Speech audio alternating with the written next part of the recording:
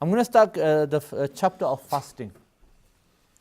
Fasting, its definition is really easy. Literally, fasting just means just to stop.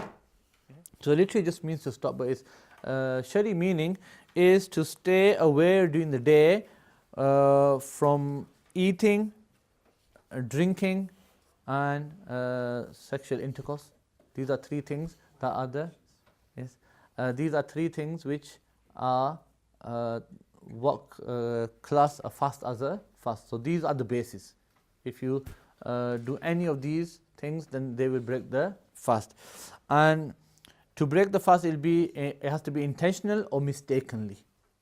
Yes, we have three things. You have intentionally, mistakenly, and forgetfully. Okay, and we'll come later on as well and explain that again. If something is done intentionally, that means you know that you're fasting, but you still intended to eat. Yes. Then there is mistakenly. Mistakenly is you know that you're fasting. You know that you're fasting, but by mistake you ate something. Or you're putting water in your mouth for wuzu, and you happen to just swallow it. You didn't intend to swallow it, but it just went down. But you knew that you were fasting. Yes, that's that. Then there's forgetfully.